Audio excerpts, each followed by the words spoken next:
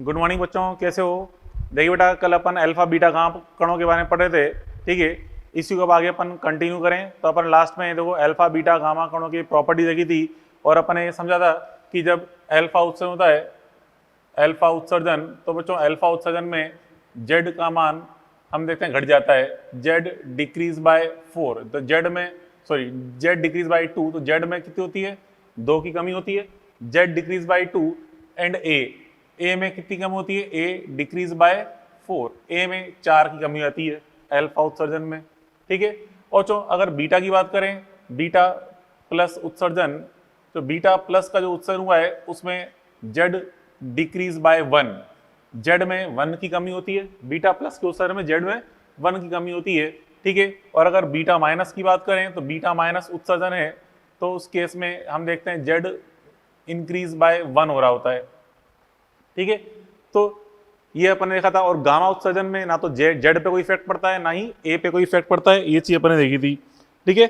अब यहाँ पे इसमें देखो, यहाँ पे कुछ नहीं कहा जाए, सिंपल बोले कि बीटा उत्सर्जन, तो कुछ नहीं कहा जाए, सिंपल बीटा उत्सर्जन कहा जाए तो हम क्या मानते हैं? Beta minus. ये ध्यान रखें, सिंपल आपसे कहा कि एक कण से बीटा उत्सर्जन हुआ तो क्या बनेगा, तो सिंपल आपको बीटा उत्सर्जन क्या मानते हुए सोल्व करना है? बीटा माइनस मानते हुए सोल्व करना होता है। ये भी चीज हमेशा ध्यान रखें। चलो अब बच्चों यहाँ पे एक नेक्स्ट स्टार पॉइंट समझाऊं। देखिए नेक्स्ट पॉइंट कुछ इस तरह से, मान लो कोई एक्स जेड ए, ये कोई नाभिक है, इसमें से ए तो अल्फा कण निकले, बी बीटा कण निकले, और ये फाइनली चेंज हुआ वाई में जेड डैश ए डैश में। मतलब आगे से आगे लगातार विघटन हुआ, एक्स से पहले टी बना, टी से एस बना, एस से क्यू बना, ऐसे करते करते आगे वाई बना। मतलब ए तो अल्फा कण निकले, बी बीटा कण निकल के वाई बन रहा है। तो बताना है आपको कितने अल्फा कण निकले होंगे, कितने बीटा कण निकले होंगे, मतलब ए और बी का मान बताना है क्या है, ए एंड बी का मान बताना है क्या है। तो कैसे निकाल सकते हैं? यहाँ पे अपन देखिए बच्चों, यहाँ पे इसमें देखिए, यहाँ बच्चों जब अल्फा कण निकलता है, तो अल्फा कण निकलता है तो जेड और ए दोनों में लॉस हो रहा होता है, दोनों में हानि हो रही होती है। तो पहले अपन देखें यहाँ पे ए में जो हानि हुई है, ए लॉस अर्थात ए माइनस ए डैश, ए माइनस ए डैश का जो मान है वो किसके बराबर होगा बच्चों? 4 अल्फा, मतलब हम देखते हैं कि 4 ए के बराबर, क्योंकि एक अल्फा कण निकलता है तो 4 की कमी होती है, ए अल्फा कण निकल रहे हैं तो 4 ए की कमी हो जाएगी, ठीक है। ऐसे बच्चों अगर अपन जेड लॉस की बात करें, जेड में कितनी हानि हुई, ठीक है। बी बीटा, बीटा भी कौन सा बच्चों? माइनस। कुछ नहीं कहा जाए तो माइनस को मानना है, ठीक है। कुछ नहीं कहा जाए तो हम बीटा माइनस को मानते हैं, और अल्फा तो खैर यूज कर ही रहे हैं। बीटा प्लस जब स्पष्ट बोला जाएगा तभी बीटा प्लस सोचना है, अदरवाइज सिंपल बीटा माइनस के बारे में सोचते हैं। तो जेड लॉस अर्थात जेड में कितनी कमी हो रही है, मतलब जेड माइनस जेड डैश। तो चलो देखो, अल्फा कण निकला, एक अल्फा कण से जेड में 2 की कमी होती है, तो ए अल्फा कण निकल रहे हैं तो जेड में 2a की कमी हो जाएगी। और फिर बी बीटा कण निकल रहे हैं, बीटा माइनस, तो बीटा माइनस से जेड में 1 की वृद्धि होती है, एक बीटा माइनस से 1 की वृद्धि होती है, तो बी बीटा माइनस हो रहे हैं तो कितनी वृद्धि होगी? बी की वृद्धि होगी, बी इंटू 1 की, ठीक है। तो यहाँ पे हम क्या लिखेंगे? प्लस, यहाँ लिखेंगे माइनस बी। अच्छा माइनस क्यों? क्योंकि देखिए कमी को हमें, आप देखो कमी को हम लिख रहे हैं पॉजिटिव, तो वृद्धि को क्या लिखना पड़ेगा? नेगेटिव। यहाँ पर वृद्धि हो रही तो प्लस बी क्यों लिखा? अरे प्लस माइनस बी से लिखा बेटा, क्योंकि हम कमी को ले रहे के चल रहे हैं धनात्मक, तो वृद्धि को हमें लेना पड़ेगा ऋणात्मक, ठीक है। तो माइनस बी, ये समीकरण नंबर 2। अब तो समीकरण 1 व 2 से, इक्वेशन 1 एंड 2 से, अपन क्या करते हैं? ए एंड बी का मान ज्ञात कर सकते हैं, किसे? समीकरण 1 व 2 से बी का मान ज्ञात कर सकते हैं। कैसे ज्ञात कर सकते हैं? चलो एक एग्जांपल आपको समझाऊं मैं, ठीक है। एग्जांपल कुछ इस तरह से, जैसे मान लो यहाँ पे x ये 100, ये 220 ये दिया गया है, और यहाँ से बच्चों a अल्फा कण निकले और b बीटा कण निकले, जिससे बन गया y, यहाँ 97 है, ये 200 है। तो आप बता रहे हैं कि a एंड b के मान क्या होंगे, कितने कितने अल्फा बीटा कण निकले, मैं बता रहे हैं, ठीक है। तो यहाँ पे देखिए बच्चों, सॉल्यूशन ग्रुप में अपन समझे, तो यहाँ से देखिए पहले अब बताया था मैंने, यहाँ पे a माइनस ए डैश कितना होता है? 4a, मतलब ए लॉस अर्थात 220 माइनस 200 कितना होगा? 4a के बराबर, 4a, तो ये कितना बच्चों 20 बराबर 4a, तो यहाँ से a बराबर कितना आ गया 5। ठीक है, तो अल्फा कण तो कितने 5 अल्फा कण निकले। ठीक है, अब बीटा कण कितने निकले, तो जेड लॉस का उपयोग करें, जेड लॉस अर्थात 100 माइनस 97, 100 माइनस 97 किसके बराबर है, 100 माइनस 97 किसके बराबर है 2a माइनस बी के, तो 2a माइनस बी होता है, तो 3 बराबर 2a, a कितना है 5 माइनस b, तो b बराबर कितना आ जाएगा 10 में से 3 घटाएंगे तो 7, तो b बराबर कितना आ गया 7। तो इस प्रकार से अपन ज्ञात कर सकते हैं कि 5 तो यहाँ पे क्या निकल रहे हैं अल्फा कण और 7 यहाँ पे निकल रहे हैं बीटा कण। ठीक है, ये चीज अपन ने सोची। ठीक है, चलो अब आगे अपन देखें थ्योरेटिकल पोर्शन, ये तो न्यूमेरिकल पोर्शन समझा दिया, अब थ्योरेटिकल पोर्शन समझा आगे इसके अंदर वापस वही मॉड्यूल खोलिए इस बच्चों। अब देखिए नेक्स्ट जो थ्योरेटिकल पोर्शन है इसके अंदर है, हम देखें गामा फोटोन के कुछ विशेष गुण, गामा फोटोन के कुछ विशेष गुण, इनके बारे में अपन अध्ययन कर रहे हैं। तो यहाँ पे 3 प्रकार के गुण अपन पढ़ते हैं, एक तो कॉम्पटन प्रभाव, ठीक है, एक पढ़ते हैं युग्म उत्पादन और एक पढ़ते हैं युग्म विलोपन। ठीक है, युग्म उत्पादन एंड युग्म विलोपन, ये 3 गुण अपन पढ़ेंगे इसके बारे में। तो पहले बच्चों अपन देख रहे हैं कॉम्पटन प्रभाव। कॉम्पटन प्रभाव क्या होता है बच्चों, देखिए यहाँ पे कॉम्पटन प्रभाव में जब भी कोई नाभिक है, जब बच्चों कुछ इलेक्ट्रॉन वोल्ट ऊर्जा के जो गामा विकिरण है, गामा फोटोन है, कुछ किलो इलेक्ट्रॉन वोल्ट ऊर्जा के गामा फोटोन जब किसी सतह पर आपतित होते हैं तो सतह से इलेक्ट्रॉन बाहर निकल जाता है। ठीक है, सतह से इलेक्ट्रॉन बाहर निकल जाता है और गामा फोटोन भी किसी दिशा में प्रकीर्णित हो जाता है। कैसे बच्चों, ये समझो जैसे अपन ने पढ़ा था photo electric effect. Photo electric effect में क्या था, फोटोन सतह पे गिरा था, सतह से इलेक्ट्रॉन बाहर निकल गया था। सुनो, फोटो इलेक्ट्रिक इफेक्ट पढ़ा अपन ने, वहां पे जो फोटो इलेक्ट्रिक इफेक्ट में जनरली अपन यूज करते हैं प्रकाश फोटोन का उपयोग करते हैं। प्रकाश फोटोन गिरते हैं सतह पे और पूरी तरह से वो अवशोषित हो जाते हैं, मतलब समाप्त हो जाते हैं, फिर वहां से एक इलेक्ट्रॉन बाहर निकलता है। जबकि यहाँ पे गामा फोटोन का जो गुण अपन पढ़ रहे हैं कॉम्पटन प्रभाव, इसमें क्या है, गामा फोटोन सतह पे गिरा, वहां से एक इलेक्ट्रॉन निकला और साथ के साथ वहां से गामा फोटोन भी निकलता है, लेकिन गामा फोटोन की ऊर्जा कुछ घट जाती है। गामा फोटोन यहाँ पे पूर्णतः यहाँ पे गायब नहीं होता, समाप्त नहीं होता, गामा फोटोन की ऊर्जा कुछ घट जाती है। ठीक है, अर्थात तरंग दैर्ध्य बढ़ जाती है, ऊर्जा घट जाती है अर्थात तरंग दैर्ध्य बढ़ जाती है।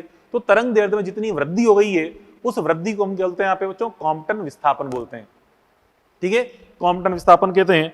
तो यहाँ पे देखिए यहाँ लिखा भी है, और ये गामा फोटोन किसी कोण से प्रकीर्णित हो जाते हैं, जिसके कारण इसकी ऊर्जा कुछ कम हो जाती है अर्थात लैम्डा बढ़ जाता है। यह प्रभाव कॉम्पटन प्रभाव कहलाता है। और लैम्डा में जो वृद्धि हुई है डेल्टा लैम्डा और लैम्डा डैश माइनस लैम्डा, ऐसे बोलते हैं कॉम्पटन विस्थापन कहते हैं। देखिए डायग्राम समझा रहा है इसके अंदर, यहाँ पे एक एटम ऑफ सरफेस है। ठीक है, वहां से इस पे एक गामा फोटोन आपतित हुआ। ठीक है, इससे इलेक्ट्रॉन निकल गया किसी थीटा एंगल पे, और नीचे एल्फा यहाँ पे फाई एंगल पे गामा फोटोन निकल रहा है। ठीक है, इस फाई को हम बोलते हैं प्रकीर्णन कोण। किसको, फाई को। याद करो एक्सरे में क्वेश्चन आया था, ठीक है, आपसे कहा था मैंने गामा फोटोन का जो कॉम्पटन इफेक्ट है उसका यूज करते हैं। तो जो एक्सरे की ऊर्जा भी काफी ज्यादा होती है, किलो इलेक्ट्रॉन वोल्ट रेंज में होती है, अर्थात कॉम्पटन इफेक्ट एक्सरे से भी हमें देखने को मिलता है। एक्सरे से भी कॉम्पटन इफेक्ट देखने को हमें मिलता है। ठीक है, तो यहाँ पे इस तरह से अपन कॉम्पटन इफेक्ट बोलते हैं।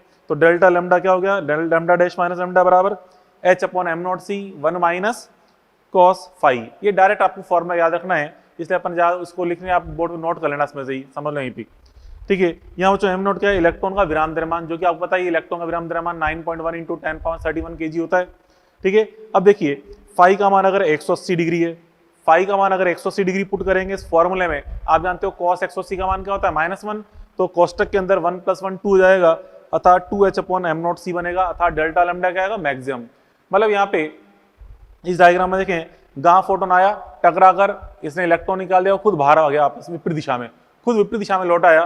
ठीक है, कुछ ऊर्जा घट गई और विपरीत दिशा में लौट आया, तो उस समय डेल्टा लैम्डा क्या मिलता है, अधिकतम, मतलब 180 पे लौट गया है। तो ठीक है, अगर फाई 90 है तो delta lambda h upon m naught c हो जाएगा, क्योंकि कॉस 90 का मान 0 होता है। फिर फाई अगर 0 है, मतलब आया टकरा के सीधा निकल गया, सीधा निकल गया, तो उस समय डेल्टा लैम्डा कितना आएगा, 0, मतलब कोई ऊर्जा में कमी नहीं होगी, कोई ऊर्जा में कमी नहीं होती, सीधा निकल जाता है। ठीक है, इसे बोलते हैं कॉम्पटन प्रभाव। उसके बाद बच्चों फिर क्या है, नेक्स्ट पॉइंट है युग्म उत्पादन, पेयर प्रोडक्शन। ये काफी इंपॉर्टेंट है, समझें। यहाँ बच्चों जब 1.02 मेगा इलेक्ट्रॉन वोल्ट से अधिक ऊर्जा के गामा फोटोन नाभिक से टकराते हैं, क्या कह रहा हूँ, कितनी ऊर्जा है, 1.02 मेगा इलेक्ट्रॉन वोल्ट से अधिक ऊर्जा के, मतलब इससे ऊर्जा से ज्यादा ऊर्जा के गामा फोटोन, मतलब 1.02 से ज्यादा होनी चाहिए, 1.1 हो या 1.3 हो या 1.8 हो या 1.02 ज़्यादा होनी चाहिए, से ज़्यादा ऊर्जा के गामा फोटोन अगर किसी नाभिक से टकराते हैं तो ये नाभिक के अंदर क्या होते हैं, अवश्य जाते हैं, नाभिक उनको सोख लेता है, समाप्त कर देता है, ठीक है। और फिर नाभिक से क्योंकि समाप्त कर लिया तो अंदर नाभिक के अंदर गुड़गुड़ होगी तो उससे क्या निकलेंगे, फिर दो बीटा पार्टिकल निकलते हैं, एक बीटा माइनस और एक बीटा प्लस, ठीक है। तो एक इलेक्ट्रॉन निकलता है और एक प्रोटॉन एक समान गतिज ऊर्जा से निकलते हैं, मतलब जितनी ऊर्जा इलेक्ट्रॉन की होती है उतनी ऊर्जा प्रोटॉन की होती है, दोनों ई गतिज ऊर्जा से बाहर निकल रहे होते हैं, ठीक है। इसी प्रभाव को क्या बोलते हैं, युग्म उत्पादन, मतलब पेयर के रूप में, युग्म के रूप में उत्पादन हुआ एक बीटा प्लस का और एक बीटा माइनस का, ठीक है। तो जो गामा फोटोन नाभिक के अंदर गए, अवशोषित हो गए और वहां से एक बीटा माइनस और एक बीटा प्लस निकला। अब यहाँ पे जो उनकी ऊर्जा है, समझो यहाँ पे 1.02 से ज्यादा होनी चाहिए ऊर्जा, ठीक है। क्यों होनी चाहिए 1.02, कहां से वही समझाता हूँ आपको मैं। तो देखिए जैसे कि मान लो बच्चों यहाँ पे गामा फोटोन की ऊर्जा थी 1.08 थी, मान लीजिए 1.08 थी, तो 1.08 गामा फोटोन की ऊर्जा है, जब वो नाभिक में जाएगा तो वो पूर्णतः समाप्त हो जाएगा, ठीक है। तो वहां से बच्चों 1.02 इसमें से माइनस करो, कितना बचेगा, क्योंकि 1.02 एक्चुअल में क्या है, यहां से जो इलेक्ट्रॉन निकल रहे हैं और एक प्रोटॉन निकल रहा है, इनको बाहर निकालने के लिए आवश्यक ऊर्जा है 1.02। तो आने वाली ऊर्जा कितनी दी मैंने गामा फोटोन की 1.08, तो 1.08 में से 1.02 तो ऊर्जा इनको निकालने में खर्च हो गई, कितनी बची 1.08 में से 1.02 माइनस करो तो कितना आएगा 0.06 ऊर्जा बाहर निकली। ये 0.06 जो ऊर्जा है दोनों को बराबर बराबर बढ़ जाती है, मतलब इलेक्ट्रॉन निकलेगा 0.03 से, प्रोटॉन निकलेगा 0.03 से, ठीक है। तो इस प्रकार से इस इतने 0.03 मेगा इलेक्ट्रॉन 0.03 मेगा इलेक्ट्रॉन से प्रोटॉन और इलेक्ट्रॉन बाहर निकलेंगे, ठीक है। तो ये इनकी गति ऊर्जा होती है, अर्थात क्या मतलब है कि 1.02 से एक्स्ट्रा जितना भी ज्यादा वाला फोटोन निकल रहा है तो एक्स्ट्रा ऊर्जा दोनों इलेक्ट्रॉन और प्रोटॉन को बराबर बराबर बढ़ जाती है, ठीक है, गति ऊर्जा के रूप में, ये मतलब है इसका। अब ये 1.02 आया कहां से, ये जो 1.02 आता है, इलेक्ट्रॉन और प्रोटॉन दोनों का द्रव्यमान कितना होता है, बराबर होता है, दोनों का द्रव्यमान बराबर होता है 9.1 × 10⁻31 kg। तो इनका निर्माण होता है एक्चुअली, जब नाभिक के अंदर फोटोन गया तो फोटोन अंदर जाने पे इसकी जो ऊर्जा है वो द्रव्यमान में परिवर्तित हो जाती है। 1.02 जो ऊर्जा है वो द्रव्यमान में परिवर्तित होती है, क्योंकि एक इलेक्ट्रॉन के द्रव्यमान के समकक्ष अगर अपन ऊर्जा निकालें तो 0.5 यहाँ पे 0.51 मेगा इलेक्ट्रॉन वोल्ट ऊर्जा आती है। एक इलेक्ट्रॉन या एक प्रोटॉन के द्रव्यमान के समकक्ष जो ऊर्जा है वो कितनी होती है 0.51 मेगा इलेक्ट्रॉन वोल्ट। कैसे, डेल्टा एम इंटू सी स्क्वायर से निकलता है, देखो निकाल भी रखा है इसने डायग्राम के नीचे। एग्जाम्पल 119 के ठीक ऊपर प्रत्येक प्रोटॉन या इलेक्ट्रॉन की विराम द्रव्यमान ऊर्जा E बराबर m0 इंटू सी स्क्वायर करेंगे तो m0 का मान 9.1 इंटू 10⁻31 है, सी स्क्वायर ये किया 8.2 गुणा 10⁻14 जूल आया, और उसको मेगा इलेक्ट्रॉन चेंज करेंगे 0.51 मेगा इलेक्ट्रॉन वोल्ट। अब चूंकि एक इलेक्ट्रॉन भी निकल रहा है एक प्रोटॉन निकल रहे तो उस ऊर्जा को डबल कर दो, क्योंकि दो पार्टिकल का निर्माण हो रहा है ना, तो इस ऊर्जा से दो पार्टिकल निर्माण हुआ है, तो दो पार्टिकल के निर्माण में कुल कितनी ऊर्जा काम में आएगी, इसका डबल कर देंगे तो 1.02 मेगा इलेक्ट्रॉन वोल्ट।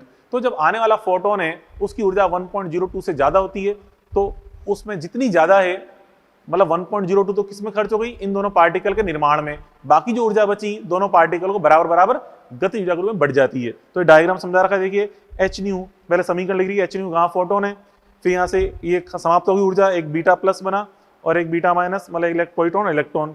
चित्र में दिखा रखा है एक फोटोन आ रहा है नाभिक पर, तो यहाँ से नाभिक में विलुप्त हो जाता है ये, और ऊपर आगे से इसके अंदर दो पार्टिकल निकले बीटा माइनस और बीटा प्लस का निर्माण होता है, दोनों की ऊर्जा ई है। तो यहाँ पे देखो समीकरण क्या बनती है, ई गामा बराबर 1.02 प्लस 2e के बराबर, ठीक है। तो यहाँ से ई का मान निकालेंगे, क्वेश्चन में प्राय आपको गामा का मान दे रखा है, गामा को ऊर्जा दी गई होती है और पूछता है कि प्रत्येक कण की गति ऊर्जा ज्ञात करो, तो ई बराबर half of E gamma minus 1.02 कर देंगे।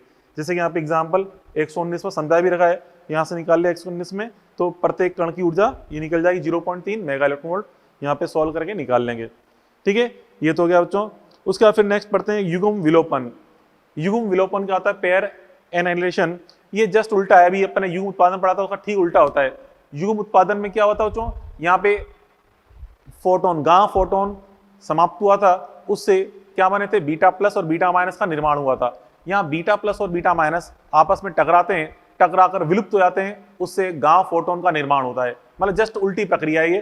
तो देखो यह युग्म उत्पादन के ठीक विपरीत प्रक्रिया है, जिसमें जब एक प्रोटॉन तथा एक इलेक्ट्रॉन एक दूसरे के अति निकट आते हैं, ठीक है, और एक दूसरे में संयोजित हो जाते हैं, मतलब विलुप्त हो जाते हैं, ठीक है, तो विलोपित हो जाते हैं, तो इसके कारण 2 गामा फोटोन का उत्सर्जन होता है।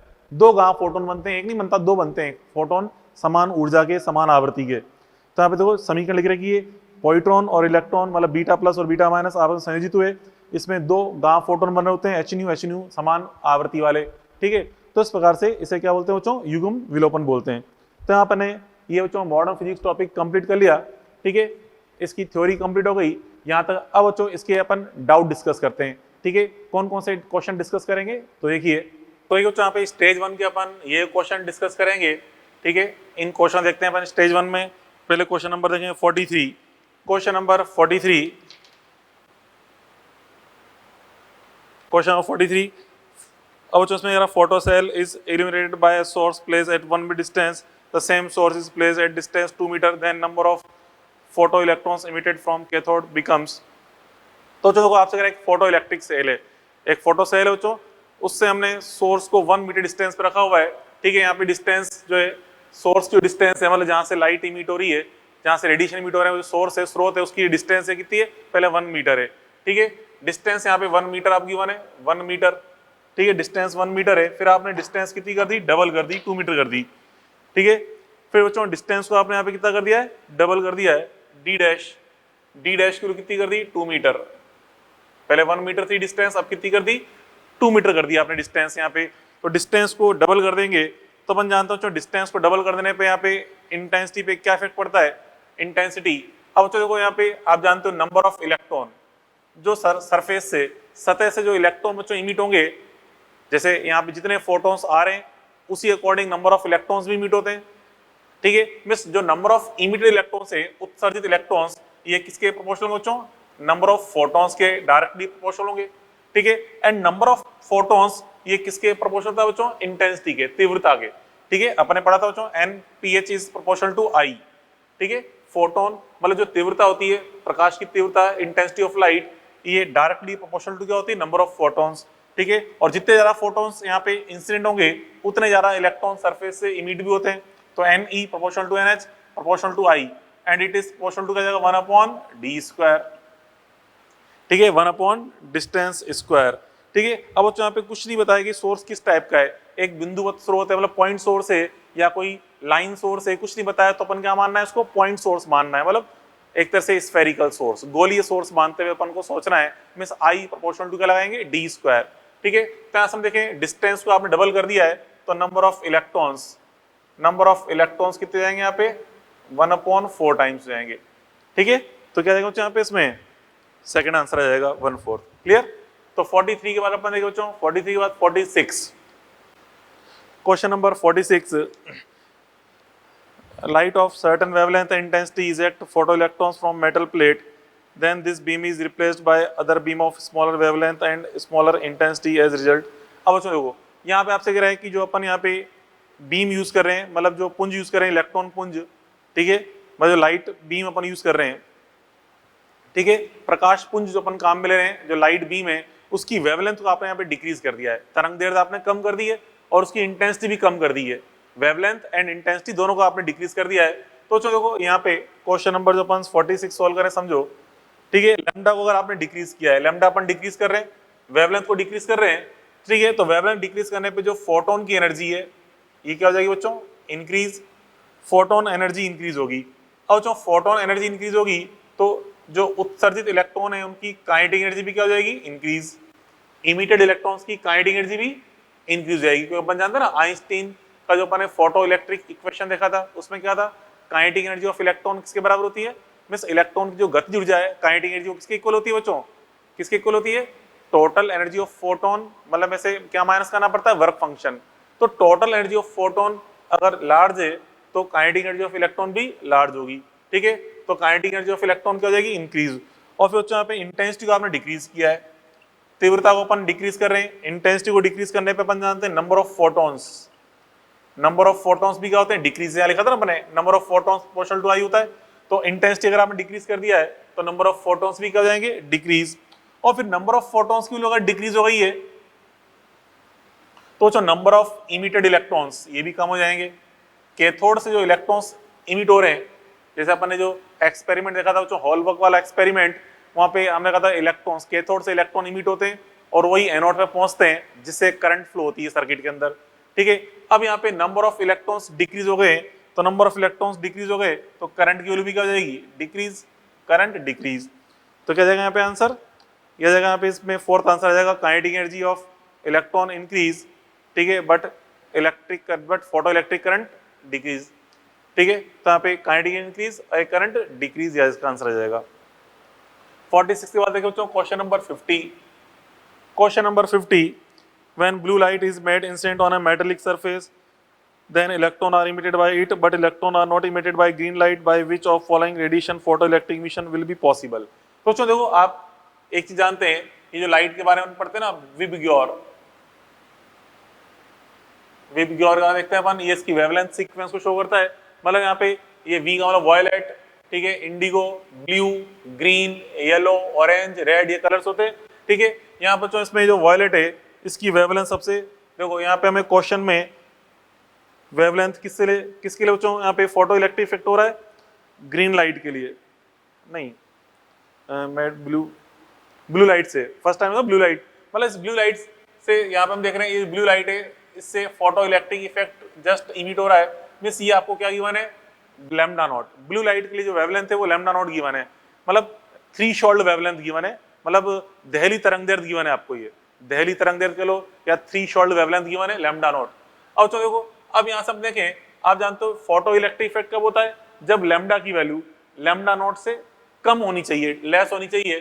तो इस तरफ अगर अपन जाएंगे तो पीई तो पॉसिबल है,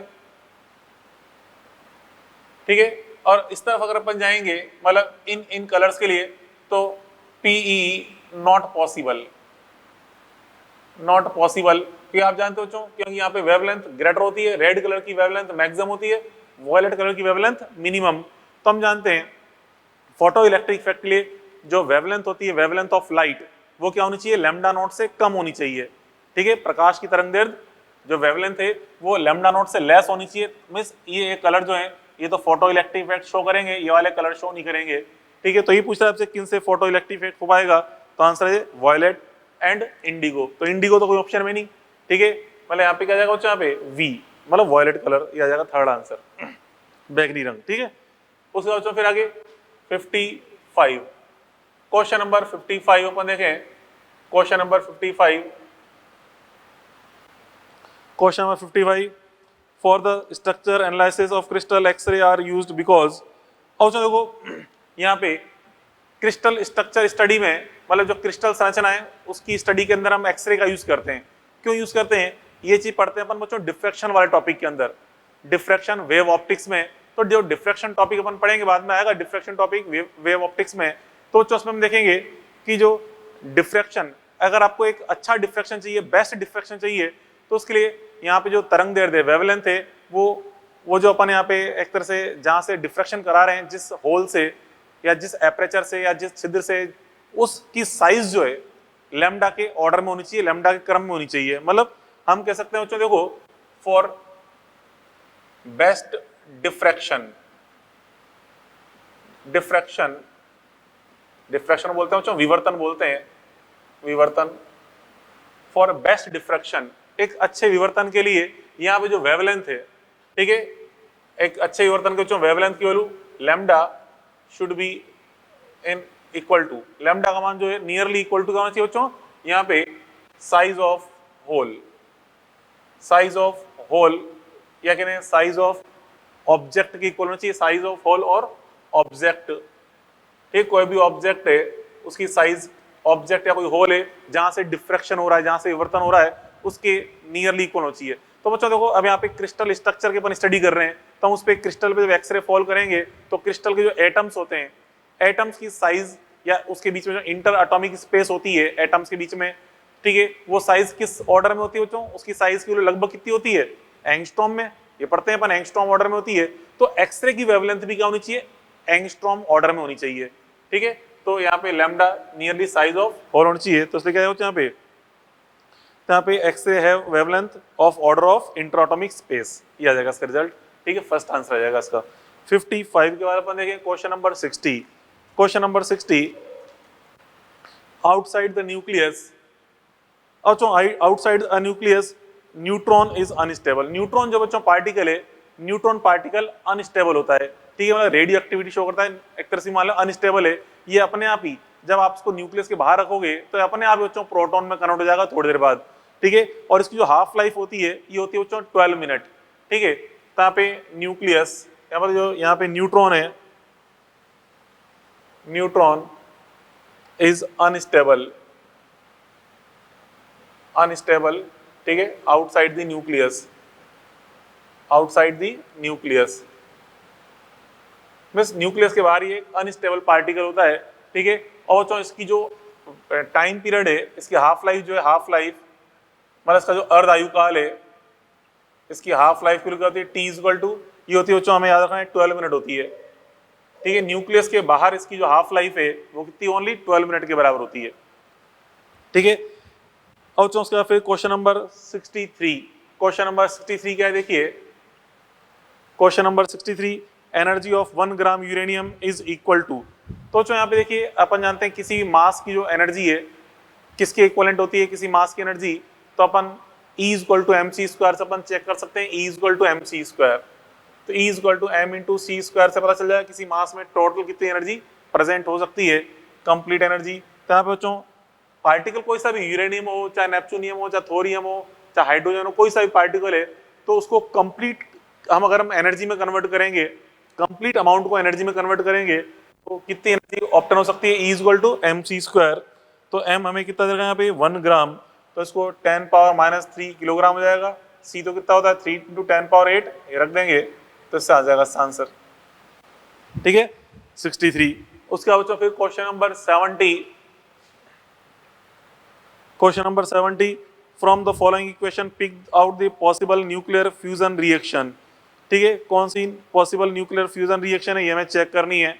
तो चलो देखो यहाँ पे देखने में तो फर्स्ट भी हमें न्यूक्लियर फ्यूजन लग रही है क्योंकि इसके अंदर भी अटैचमेंट हो रहा है, बट साथ में ये भी तो आप देखो कि जो A एंड Z है उनका एक तरह से समेशन LHS एंड RHS में सेम आना चाहिए, मतलब योग करें किसकी, A total in LHS and A total in RHS, दोनों की वैल्यू सेम होनी चाहिए। ऐसे Z जो नीचे Z लिखा है, LHS में total Z equal to RHS में टोटल Z होना चाहिए। तो यहाँ पे देखिए फर्स्ट इक्वेशन में देखो LHS में जो टोटल Z है ऊपर नीचे जो टोटल Z लिखा है 6 + 1 कितना लिखा है 7 है, RHS में ओनली 6 है, तो ये रॉन्ग हो गया ना, तो पहला तो रॉन्ग है।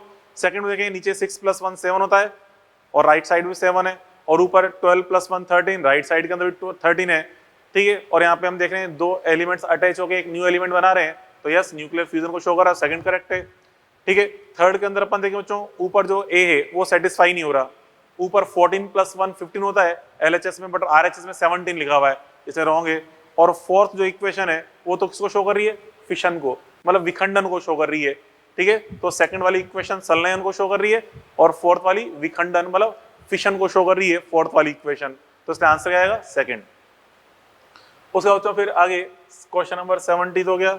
70 के बाद बच्चों हम देखें यहाँ पे 77, question number 77, 1 required energy En to remove a nucleon from a nucleus and energy E remove electron from orbit of an atom। अरे नॉर्मल सी बात है, आपको बताया मैंने, न्यूक्लियन की जो एनर्जी होती है ये किस रेंज में होती है बच्चों, मेगा इलेक्ट्रॉन वोल्ट, थोड़े पहले समझाया था। न्यूक्लियस के अंदर न्यूक्लियॉन्स हैं, उनकी एनर्जी जो एनर्जी लेवल्स होते हैं उनकी energy mega electron volt range में होती है, ठीक है।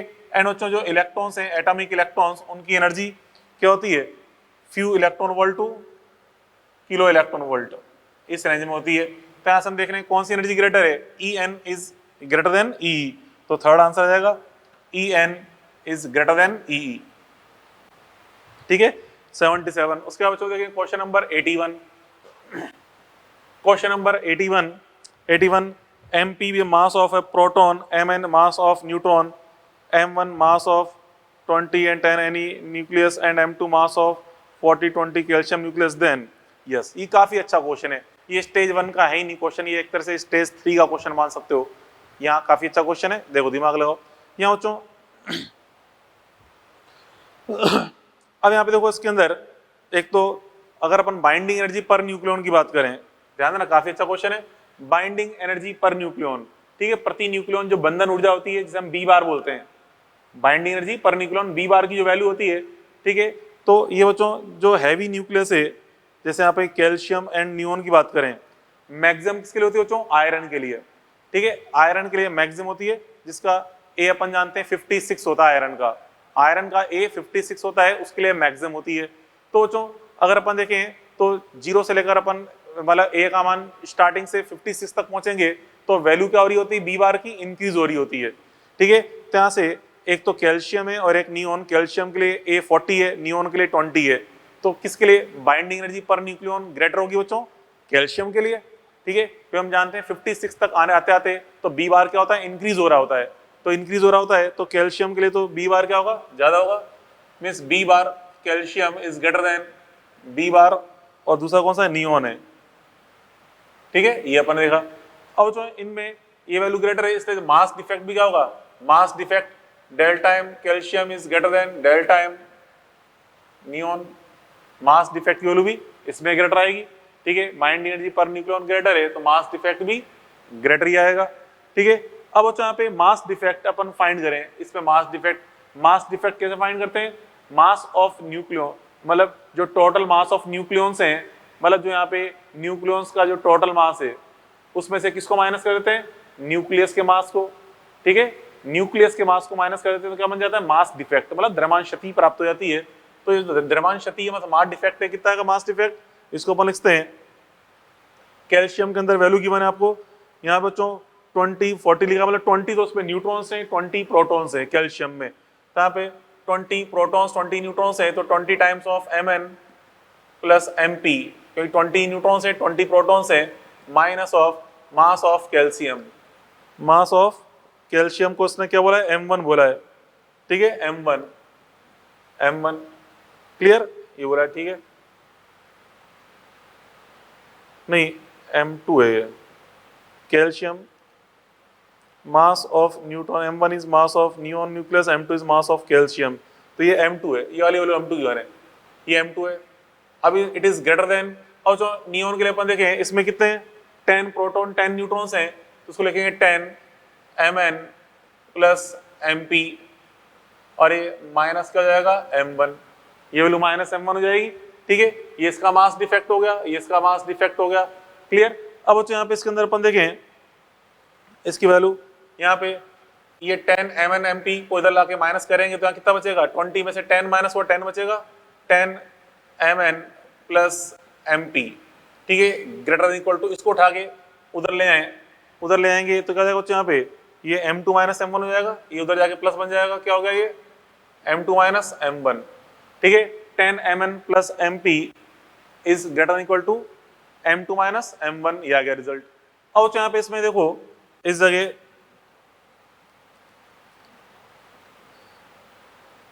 यहाँ पे 10 Mn plus Mp is greater then M2 minus M1 है।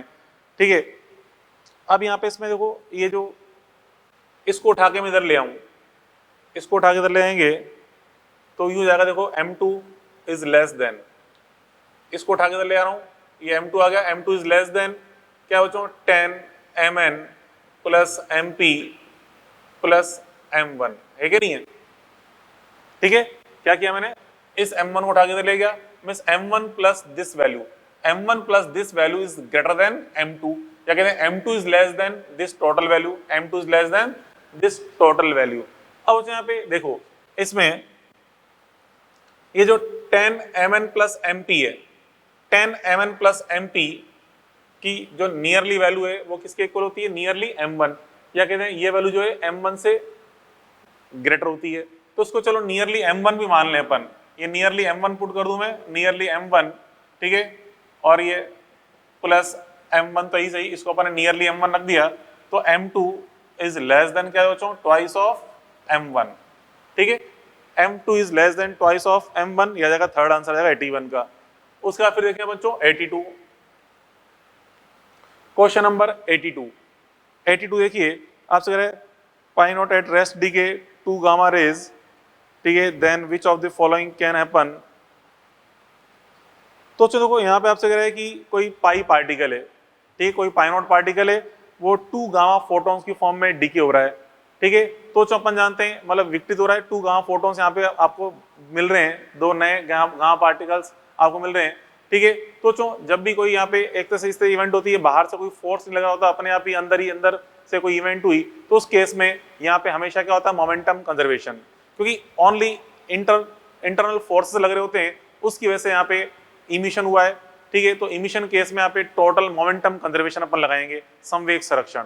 ठीक है, तो मोमेंटम कंजर्वेशन से अपन जैसे बिल्कुल सोचिए जैसे कि अपन देखते हैं गन एंड बुलेट है। ठीक है, कोई गन एंड बुलेट है, बंदूक से गोली चलाते हैं अपन, तो गोली इधर गई, बंदूक अपोजिट डायरेक्शन में जाती है। ठीक है, गन एंड बुलेट सिस्टम के बारे में अपन सोचें तो जितना मोमेंटम गन का होता है, बुलेट का होता है इस तरफ, उतना ही गन का होता है अपोजिट साइड में।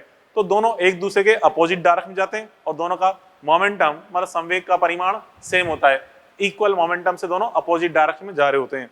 ठीक है, तो यहाँ पे क्या जाएगा, the two gamma move in opposite direction में, दोनों कहाँ जाएंगे, हमेशा एक दूसरे के अपोजिट जाएंगे। ठीक है, और थर्ड लिखा है बोथ रिपेल ईच अदर।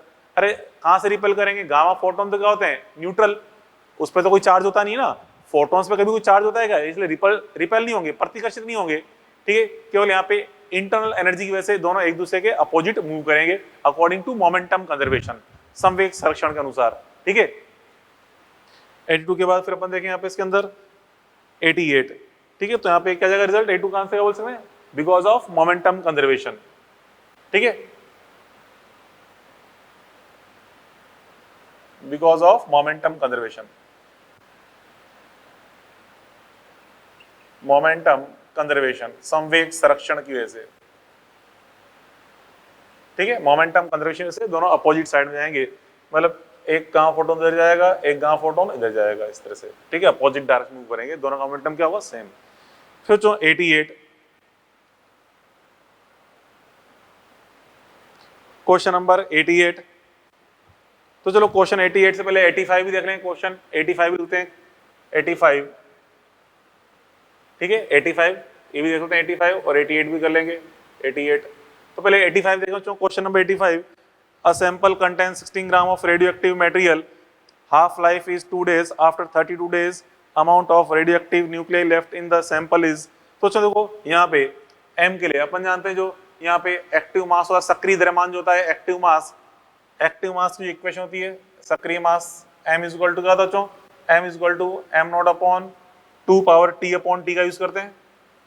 ठीक है, ये देखा था फॉर्मूला, एक्टिव मास का फॉर्मूला सक्रिय द्रव्यमान जो होता है m is equal to m0 upon 2 power t upon t।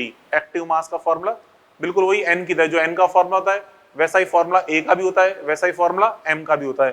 ठीक है, तो यहाँ पे m0 आपको स्टार्टिंग का मास कितना गिवन है, 16 ग्राम गिवन है, और 2 पावर टाइम कितना है, 32 डेज, एंड हाफ लाइफ कितना गिवन है यहाँ पे, 2 डेज। तो 16 ग्राम अपॉन 2 पावर 16। अब जो 2 पावर 16 मतलब 2 इंटू 2 इंटू 2 इंटू 2 कितनी बार, 16 टाइम्स मल्टीप्लाई करना है, तो नीचे का नंबर वेरी लार्ज हो जाएगा। तो ऊपर तो 16 ग्राम है और नीचे क्या बच्चों, वेरी लार्ज नंबर। अब नीचे अमाउंट वेरी लार्ज हो जाएगा। ठीक है, अब वेरी लार्ज अमाउंट से डिवाइड करेंगे तो दिख रहा है बच्चों, वेरी लार्ज अमाउंट से डिवाइड करेंगे तो लेस देन 16 आएगा ये। तो हम देखते हैं, इसलिए बच्चों यहाँ पे m क्या हो जाएगा, लेस देन 1 हो जाएगा, m इज लेस देन 1 ग्राम। ठीक है, 1 से भी छोटा आएगा, काफी छोटा आएगा, क्योंकि हम देख रहे हैं ये value 2 power 16 very large value होती है, तो यहाँ पे डिवाइड करोगे तो बहुत स्मॉल आएगा, लेस देन 1 ग्राम ही आएगा, मतलब ये आ जाएगा इसका आंसर फर्स्ट। अब चलो फिर question number 88, radioactive sample with half life 1 month has labelled activity 2 microcurie on 1/8/1991, what will be activity 2 month later. तो सिंपल बच्चों, यहाँ पे कितना टाइम बीत गया, 2 मंथ।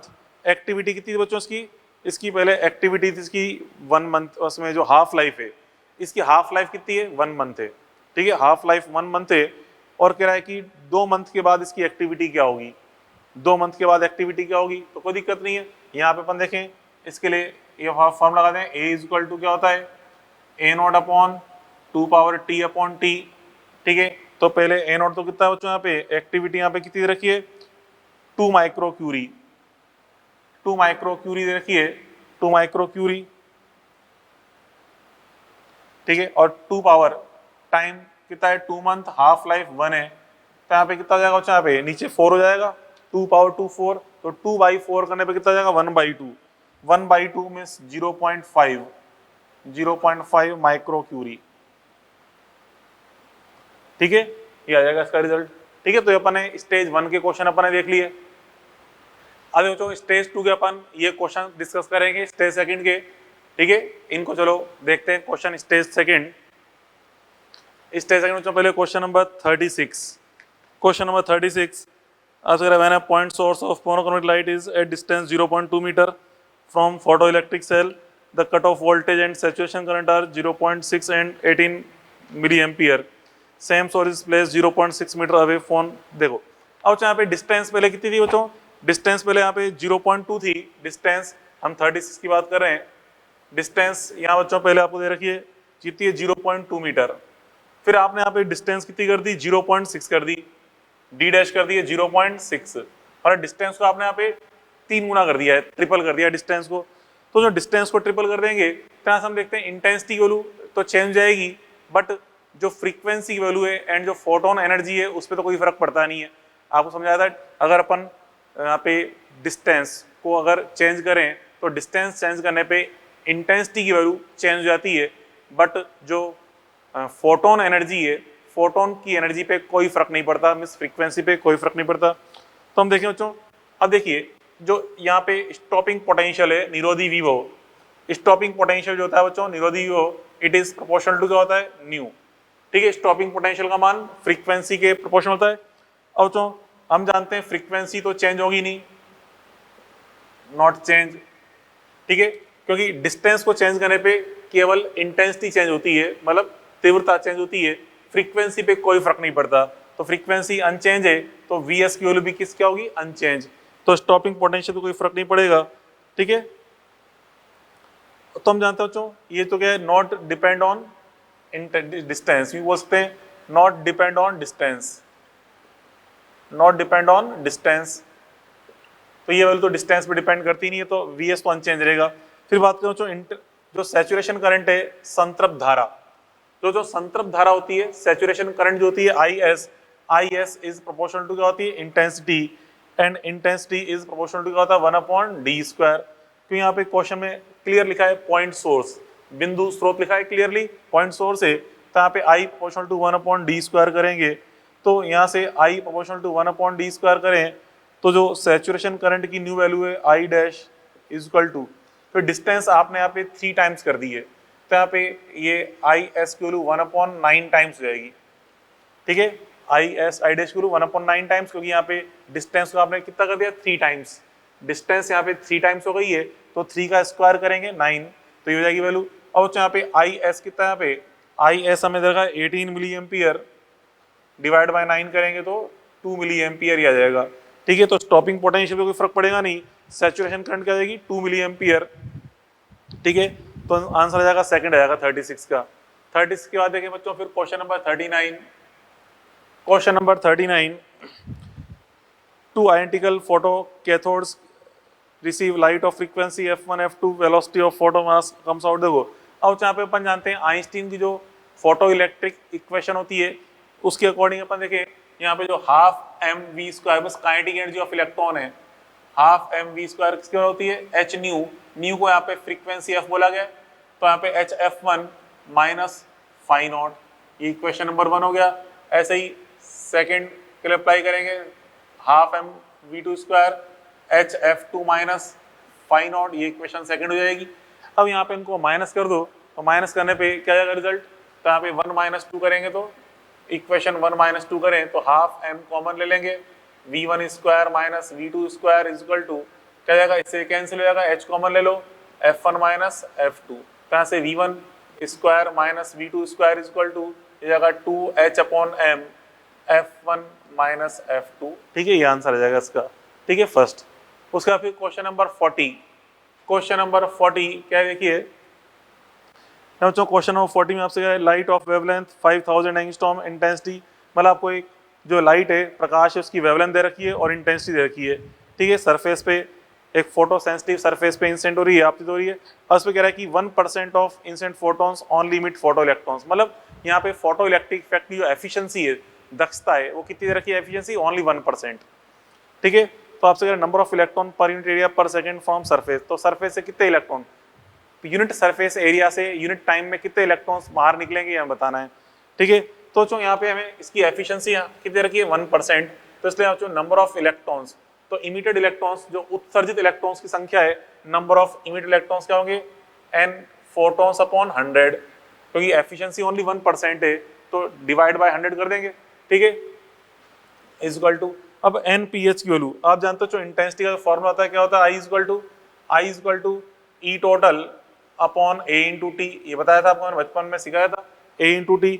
अब यहाँ पे बच्चों ET टोटल एनर्जी क्या होती है, N इंटू, यहाँ पे आपको वेवलेंथ दे रखी है तो टोटल एनर्जी क्या होगी, N इंटू क्या लगा है, Hc अपॉन लैम्डा, ये अप्लाई कर देंगे, डिवाइड बाय A हमें 1 दे रखा है, टाइम के लिए 1 दे रखी है, ठीक है। तो यहाँ से देखिए अब इस N को फाइंड करें तो N कितना हो जाएगा, ये लैम्डा इधर मल्टीप्लाई होगा I लैम्डा अपॉन Hc, तो ये I lambda upon Hc divide by 100, ठीक है, ये बन जाएगा रिजल्ट। बस अब तो कुछ नहीं करना, यहाँ पे वैल्यूज पुट करके आंसर निकाल लो, वैल्यूज पुट करे वो आंसर आ जाएगा, यहाँ पे जो आपको दे रखा है यहाँ से आंसर कैलकुलेट कर सकते हैं, ठीक है। यहाँ पे वेवलेंथ तो आपको एंगस्ट्रॉम में दे रखी है। अब बच्चों यहाँ ध्यान रखना, दिक्कत क्या आएगी, वेवलेंथ आपको एंगस्ट्रॉम में दे रखी है, पहले उसको 10⁻⁻10 से मल्टीप्लाई करना, किस में चेंज हो जाएगा बच्चों, वो मीटर में, और फिर यहाँ पे आपको इसके अंदर जो इंटेंसिटी दे रखी है वाट पर सेंटीमीटर स्क्वायर, देखिए पर सेंटीमीटर स्क्वायर दे रखी है, इसको पर मीटर स्क्वायर में चेंज करेंगे तो यहाँ पे आपको जो वैल्यू दे रखी है इसमें 10⁻+4 से मल्टीप्लाई करना पड़ेगा, पर मीटर स्क्वायर में फाइंड करने के लिए 10⁻4 से मल्टीप्लाई करेंगे, ठीक है। तो ध्यान रखते हैं, सोल्व करना आ जाएगा। 40 के बाद देखें क्वेश्चन नंबर 43, क्वेश्चन नंबर 43, और 43 क्वेश्चन में देखिए, light of wavelength lambda amplitude A is incident on metal surface threshold wavelength the saturation current. देखो अब जो अपन जानते हैं फोटो इलेक्ट्रिक इफेक्ट के लिए आप जानते हो लैम्डा की वैल्यू क्या होनी चाहिए, लैम्डा नॉट से कम होनी चाहिए, तो पहले तो पता होना चाहिए for photo electric effect, photo electric effect के लिए जो वेवलेंथ है लैम्डा, इसका मान लेस देन लैम्डा नॉट होना चाहिए, lambda is should be less than lambda naught, ठीक है, दहली तरंग दैर्ध्य से कम होना चाहिए, तभी यहाँ पे हम देख रहे हैं फोटो इलेक्ट्रिक इफेक्ट हो पाएगा, पहली बात तो। और दूसरा बच्चों जो सैचुरेशन करंट है, संतृप्त धारा, सैचुरेशन करंट प्रोपोर्शनल टू क्या होती है, इंटेंसिटी आई, एंड इंटेंसिटी का जो मान है, इंटेंसिटी इज प्रोपोर्शनल टू होता है बच्चों एम्पलीट्यूड स्क्वायर,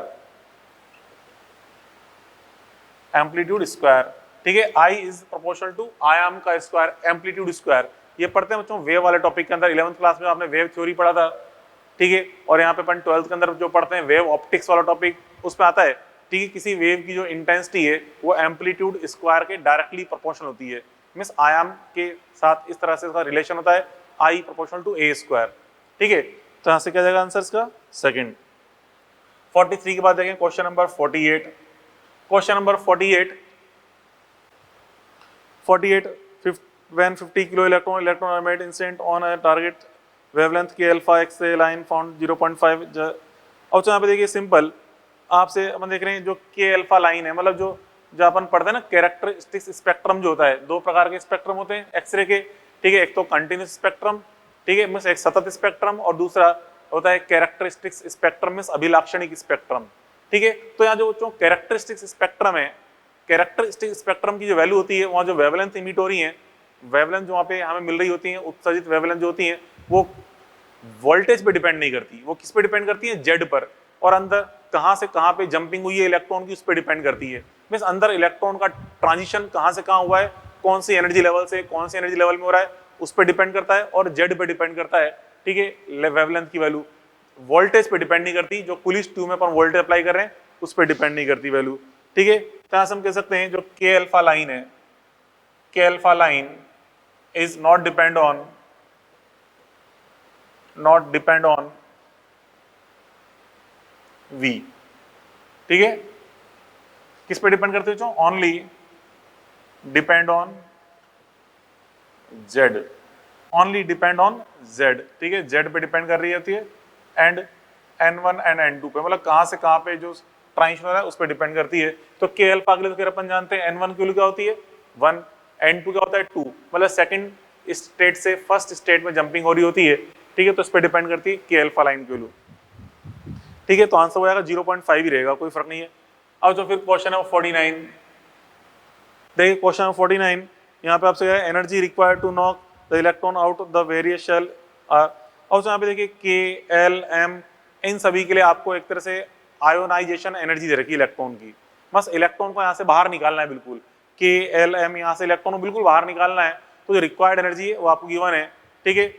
मतलब ये यूं मान सकते हैं कि आपको क्या दे रखी है, एक तरह से ionisation energy from this energy state, means इस एनर्जी लेवल से आपको इलेक्ट्रॉन बाहर निकालने के लिए आयनन ऊर्जा दे रखी है। KLM से इलेक्ट्रॉन को बाहर निकालने के लिए आयनन ऊर्जा है, आयनाइजेशन एनर्जी, वो आपको दे रखी है। तो अगर अपन K शेल की एनर्जी की बात करें तो वो वैल्यू क्या जाएगी, -1.36 इंटू 10⁻⁵। ऐसे L ऑर्बिट में इलेक्ट्रॉन की एनर्जी की बात करें तो क्या जाएगी, -0.16 इंटू 10⁻15। ऐसे M की बात करें तो -0.08 इंटू 10⁻15। तो ये सारी वैल्यू आपको दे रखी है। यहाँ पे तो डायग्राम में आपको वैल्यू गिवन है इस क्वेश्चन में, वो तो आपको क्या दे रखी है, एक तरह से आयोनाइजेशन एनर्जी दे रखी है, उसका नेगेटिव कर देंगे तो आपको टोटल एनर्जी मिल जाएगी। मींस यहाँ पे सारी जो सबको माइनस से मल्टीप्लाई कर दो, क्या जाएंगी, total energy of electron in KMN, ठीक है, KLM आ जाएगी वैल्यू। अब देखो आपसे क्वेश्चन कह रहा है यहाँ पे the minimum exciting potential for emission of K radiation from X ray tube with nickel target is. और देखो आपको K रेडिएशन आपको हमें चाहिए, K शेल के इलेक्ट्रॉन्स के रेडिएशन चाहिए, तभी मिल पाएंगे जब यहाँ पे हम K वाले इलेक्ट्रॉन को बाहर निकालेंगे। समझना आपको बताया था मैंने, जो कैरेक्टरिस्टिक स्पेक्ट्रम होता है, ठीक है, ये इस तरह से डिफरेंट ऑर्बिट्स होती हैं, K L M। अगर हमें यहाँ पे ट्रांजिशन यहाँ पे चाहिए इस जगह, तो यहाँ पे ट्रांजिशन चाहिए, चाहे यहाँ से हो चाहे यहाँ से हो, हमें इस इलेक्ट्रॉन को बाहर निकालना पड़ेगा। तो आने वाला इलेक्ट्रॉन बच्चों इस इलेक्ट्रॉन को यहाँ से बाहर निकालेगा, ठीक है, और खुद कहीं चला गया, मानो चला गया, तो मतलब है कि हमें यहाँ पे इस इलेक्ट्रॉन को बाहर निकालना पड़ेगा। कौन से इलेक्ट्रॉन, K वाले इलेक्ट्रॉन को, ठीक है, तभी इलेक्ट्रॉन बाहर निकलेगा, तभी बच्चों यहाँ पे ये ट्रांजिशन स्टार्ट हो पाएंगे। तो K वाले इलेक्ट्रॉन को बाहर निकालना पड़ेगा, मींस हमें K वाले इलेक्ट्रॉन को आयनित करना पड़ेगा, आयनाइज करना पड़ेगा। तो उसके लिए जो रिक्वायर्ड एनर्जी है, तो क्या बच्चों रिक्वायर्ड एनर्जी यहाँ पे देखो, हम देख रहे हैं फॉर ट्रांजिशन हमें चाहिए किसमें, K radiation, for K radiation, K radiation मतलब that is K alpha, K beta, K gamma line. ये आपको अगर ऑप्टेन करनी है, बस ये वाली लाइंस अगर आप चाहते हो कि ऑप्टेन हो मतलब उत्सर्जित हो, ठीक है, तो ये तभी हो सकती है जब हम इस इलेक्ट्रॉन को, K वाले इलेक्ट्रॉन को बाहर निकालेंगे, ठीक है। तो यहाँ पे जो रिक्वायर्ड एनर्जी है, required energy of electron, means यहाँ पे जो इलेक्ट्रॉन की रिक्वायर्ड एनर्जी है वो कितनी होनी चाहिए, required energy is equal to alpha, ठीक है, एनर्जी यहाँ पे इलेक्ट्रॉन को energy for emission, energy for emission या कहते हैं नॉक्ड आउट, मतलब बाहर निकालना है, ठीक है, इमिशन ऑफ K इलेक्ट्रॉन, ठीक है, K वाले इलेक्ट्रॉन को बाहर निकालने की जो रिक्वायर्ड एनर्जी है वो हमें लिखनी है। तो E इक्वल टू क्या होता है यहाँ पे, इसको बाहर निकालना है K वालों को, उसकी एनर्जी कितनी रखी है, 1.36 इंटू 10⁻⁻15 जूल, ठीक है, बस ये इसका आंसर रहेगा। ये जूल में एनर्जी आ गई, इसको फिर इलेक्ट्रॉन वोल्ट में चेंज कर लो, तो इसको जाएगा बच्चों, इसको इलेक्ट्रॉन वोल्ट में अगर हम चेंज करेंगे तो 1.36 into 10⁻⁻15 divide by 1.6 into 10⁻⁻19 electron volt. तो उसको डिवाइड कर दें तो डिवाइड करने पे ये वैल्यू आ जाती है 8.5,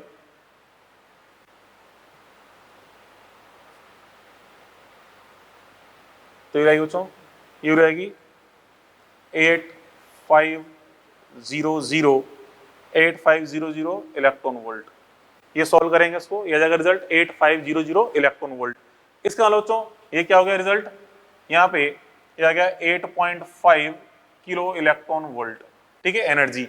अब अगर हमें वोल्ट चाहिए, आप जानते हो इलेक्ट्रॉन के लिए जो एनर्जी इलेक्ट्रॉन वोल्ट में होती है वही वोल्टेज की वैल्यू वोल्ट में होती है। इसलिए बच्चों यहाँ पे V कितना जाएगा, यहाँ पे V is equal to voltage equal to 8.5 kilo volt, ये आ जाएगा इसका आंसर, ठीक है। तो आप बच्चों इसमें करेक्शन कर लेना, इसका आंसर सेकंड दे रखा है, फर्स्ट कर लो 8.5 कर लो।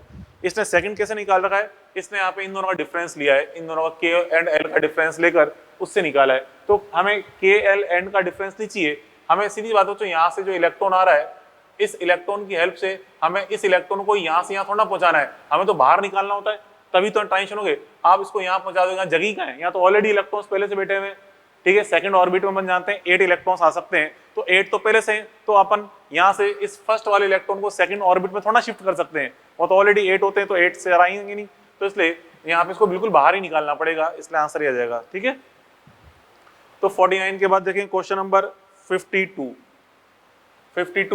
अब यहाँ पे इस 49 की बात कर रहा है, for if tube emits both K and lambda series L K and L series of X ray then energy of X ray photon with largest wavelength.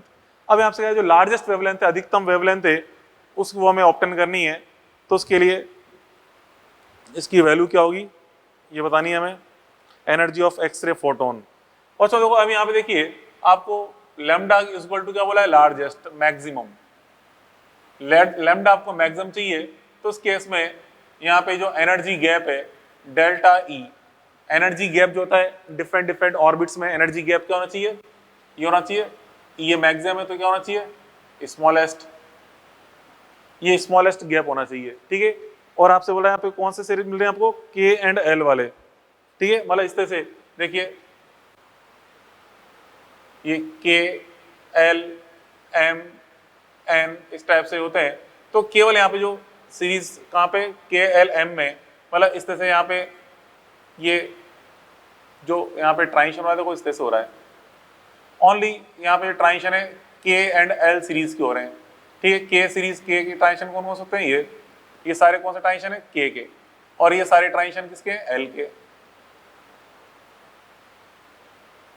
अब इनमें से देखो सबसे स्मॉलेस्ट जो गैप है, सबसे छोटा वाला एरो कौन सा है, ये टोटल 6 ट्रांजिशन बोला गया, इसलिए ओनली के एंड एल वाले ट्रांजिशन हो रहे हैं। ठीक है, केवल के और एल वाले यहाँ पे हमें एक्सरे फोटोन मिल रहे हैं, तो ये इसके अंदर जंपिंग पॉसिबल है। तो सबसे छोटा एरो कौन सा आएगा, ये वाला एरो सबसे छोटा, ये वाला एरो सबसे छोटा दिख रहा है आपको, स्मॉलेस्ट। ठीक है, तो इसकी वैल्यू आपको फाइंड करनी है, तो यहाँ पे delta E equal to smallest क्या आएगी, E M minus E L, E M minus E L, इसका डिफरेंस हमें चाहिए। तो E M minus E L का डिफरेंस आपको जो ये एल एंड एम की एनर्जी दे रखी है, इनका डिफरेंस अगर अपन निकाल लें, ठीक है, तो यहाँ से क्या जाएगा 0.16 into 10 power minus 15 minus 0.08 into 10 power minus 15 ये करेंगे। ठीक है, तो क्या जाएगा रिजल्ट यहाँ पे 0.08 इंटू 10 पावर माइनस 15 ही आ जाएगा। ठीक है, और बोलो ये तो m की वैल्यू तो ये वाली दे रखी है, m की ये दे रखी है, आपने ऐसे कैसे लिख दिया, अरे ई एम की वैल्यू नेगेटिव है, ये ई एम की वैल्यू मैंने यहाँ रखी है कोई नेगेटिव है, और ई एल की वैल्यू यहाँ रखी है कोई नेगेटिव पॉजिटिव है, क्योंकि एक्चुअल में ये E M and E L क्या है बच्चों, ऑर्बिटल मतलब एनर्जी ऑफ इलेक्ट्रॉन। ठीक है, इलेक्ट्रॉन की ऊर्जा, इलेक्ट्रॉन की जो कक्षीय ऊर्जा होती है ऑर्बिट के अंदर, वो टोटल एनर्जी है। यहाँ जो आपको क्वेश्चन 49 वैल्यूज दे रखी है तो क्या दे रखी है, आयोनाइजेशन एनर्जी दे रखी है जो कि प्लस की फॉर्म में, उनका नेगेटिव रखेंगे तो आ जाएगी एनर्जी ऑफ इलेक्ट्रॉन। तो हमने ई एम की वैल्यू यहाँ रखी है माइनस की फॉर्म में, ई एल की वैल्यू माइनस माइनस करेंगे प्लस हो जाएगी, तो रख दी मैंने। ठीक है, तो आएगी वैल्यू तो 0.08 इंटू 10 पावर 15 जूल। अब इसको इलेक्ट्रॉन वोल्ट में चेंज करना है, तो इसके अंदर डिवाइड कर देंगे, किसका डिवाइड कर दें, 1.6 इंटू 10 पावर माइनस 19 से डिवाइड कर दो, तो रिजल्ट किस में आ जाएगा बच्चों, ये इलेक्ट्रॉन वोल्ट की फॉर्म में आ जाएगा रिजल्ट। ठीक है, इलेक्ट्रॉन वोल्ट की फॉर्म में रिजल्ट आ जाएगा, और यहाँ पे और वही जो रिजल्ट आएगा यहाँ पे आ जाएगा रिजल्ट ये 0.5, ठीक है, इंटू 10 पावर 3 इलेक्ट्रॉन वोल्ट, कहते हैं 0.5 किलो इलेक्ट्रॉन वोल्ट, ये आंसर आ जाएगा इसका 52 का। ठीक है, उसका देखें question number 56। Question number 56, according to Moser law, the ratio of slope of graph between root nu versus z for k beta and k alpha is। अब देखो ये पढ़ा था मैंने Moser law, उसमें स्लोप जो होता है, स्लोप इज प्रोपोर्शनल टू क्या होता है, a। स्लोप का मान जो a है इस a के प्रोपोर्शनल होता है, और इस a की जो वैल्यू है ये किसके प्रोपोर्शनल होती है, root of 1/n1 square minus 1/n2 square में slope is proportional to root of 1/n1 square minus 1/n2 square. तो यहाँ पे आपको slope of beta, slope beta upon slope alpha find करना है, slope beta upon slope alpha find करना है। तो बीटा के लिए यहाँ पे जो वैल्यू पुट करेंगे, तो बीटा में जंपिंग कहाँ से होती है, 3 से 1 में, के बीटा की बात कर रहा है, के बीटा ये स्लोप के बीटा एंड स्लोप के अल्फा। तो चो के बीटा में जंपिंग कहाँ हो सकती है, थर्ड से 1 में जंपिंग होती है, तो 1/1 square minus 1/3 square divide by 1 अब यहाँ पे के अल्फा, इसमें जंपिंग 2 से 1 में होती है, तो बस यहाँ से सॉल्व कर लो, यहाँ से आंसर आ जाएगा रूट ऑफ 32/27, 32/27 ये आ जाएगा रिजल्ट। ठीक है, 56 के बाद देखें क्वेश्चन नंबर 59। क्वेश्चन नंबर 59 क्या देखिए, in a fission reaction uranium X and N binding energy per nucleon X and Y is 8.5 whereas U36 is 7. Total energy liberated will be about। अब चलो यहाँ पे क्या फाइंड करना है, हमें Q वैल्यू फाइंड करनी है, कितनी एनर्जी यहाँ पे मुक्त होगी, रिलीज होगी, वो हमें निकालनी है। तो Q वैल्यू, तो Q वैल्यू के लिए अपन जानते हैं, आपको यहाँ पे देखिए बाइंडिंग एनर्जी की जानकारी दे रखी है आपको, तो यहाँ पे total Q is equal to find करेंगे, क्या होता है बच्चों, binding energy RHS minus binding energy LHS, सिखाया था आपको बचपन में ये, binding energy RHS minus binding energy LHS करना है। तो RHS साइड में कौन है बच्चों, देखिए यहाँ पे X के तो 117 न्यूक्लियॉन्स हैं, Y के 117, तो टोटल X एंड Y के न्यूक्लियॉन्स कितने हो गए 234, यही कहते हैं 100, ठीक है 234 हो गए। और यहाँ बच्चों उसमें एवरी एनर्जी कितनी है 8.5 है, एवरी न्यूक्लियॉन की बाइंडिंग एनर्जी 8.5 आ रही है, तो यहाँ पे RHS साइड में कितना हो जाएगा 234 इंटू 8.5 मेगा इलेक्ट्रॉन वोल्ट, फिर माइनस LHS में यहाँ पे 236 न्यूक्लियॉन्स हैं एंड एवरी एनर्जी कितनी दे रखी है यहाँ पे आपको 7.6 दे रखी है, 7.6 मेगा इलेक्ट्रॉन वोल्ट। तो बस इसको मल्टीप्लाई करके सॉल्व कर लो, यहाँ पे नियरली 200 मेगा इलेक्ट्रॉन मिलेगा, लगभग 200 मेगा इलेक्ट्रॉन वोल्ट आ जाएगा इसका आंसर 59 का। उसके बाद फिर question number 60। Question number 60, if the speed of light were 2/3 of present value energy release given atomic explosion decrease by fraction. तो देखो यहाँ पे जो एनर्जी की वैल्यू अपन जानते हैं E इज इक्वल टू क्या होता है डेल्टा M इंटू सी स्क्वायर, ठीक है, E इज इक्वल टू, क्योंकि अपन जानते हैं कोई भी एटॉमिक एक्सप्लोजन जो हो रहा है यहाँ पे मींस उसमें जो एनर्जी रिलीज होती है Q वैल्यू से हम बोलते हैं, ठीक है, जहाँ कहते हैं बाइंडिंग एनर्जी अपन निकालते हैं तो उसकी वैल्यू क्या होती है Q वैल्यू की वैल्यू M इन डेल्टा M इंटू सी स्क्वायर। तो यहाँ से हम देखते हैं जो Q वैल्यू है ये Q value is equal to delta M into C square होता है। तो यहाँ से हम देखते हैं Q इज प्रोपोर्शनल टू क्या आ रहा है बच्चों c square, Q is proportional to c square, तो C की वैल्यू 2/3 हो गई है, तो वैल्यू क्या जाएगी 4/9 टाइम्स जाएगी, ठीक है। Question number 60। उसके बाद फिर क्वेश्चन नंबर 62। क्वेश्चन नंबर 62 अपन देखें चलो, ठीक है, तो 62 से देखें क्वेश्चन नंबर 62। देखिए आपसे बच्चों a nucleus with mass 220 initially at rest emits alpha particle, Q value of reaction is 5.5 mega electron volt, calculate kinetic energy of alpha particle. और यहाँ पे देखिए जो Q वैल्यू गिवन है आपको 5.5 दे रखी है, यहाँ पे Q वैल्यू का मान कितना है 5.5 मेगा इलेक्ट्रॉन वोल्ट। अब ये जो Q वैल्यू वाला जो एनर्जी है, ये एनर्जी अल्फा पार्टिकल और उसके बाद जो अल्फा पार्टिकल इमिट होने के बाद जो रिमेनिंग मास बचेगा, शेष मास बचेगा, उन दोनों को ये डिस्ट्रीब्यूट होगी, दोनों को डिवाइड होगी। अब यहाँ पे ये डिस्ट्रीब्यूशन किस तरह से होगा बच्चों, ये जो एनर्जी दोनों में बटेगी किस प्रकार से बटेगी कि दोनों का मोमेंटम सेम रहे।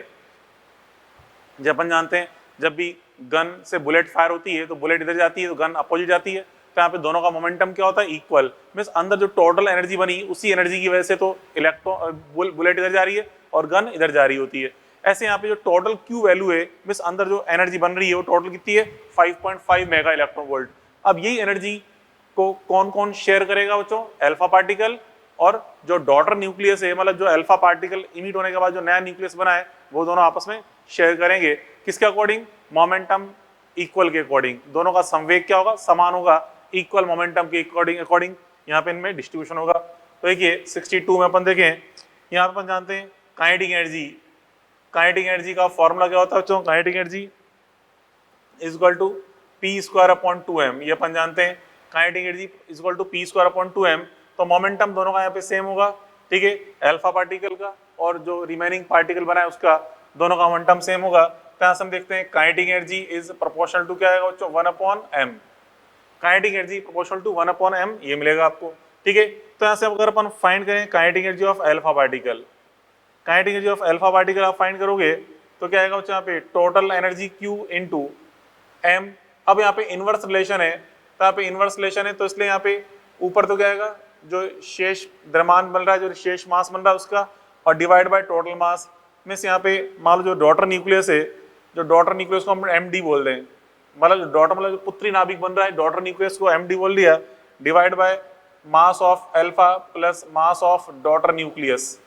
ठीक है, ये पुट करें अपन वैल्यूज। क्यू हमें कितना दे रखा यहाँ पे 5.5, क्यू तो 5.5 है, and mass of daughter nucleus, तो टोटल मास कितना था बच्चों न्यूक्लियस का 220, उसमें से अल्फा पार्टिकल, अच्छा अल्फा पार्टिकल का मास क्या होता है बच्चों 4 होता है, तो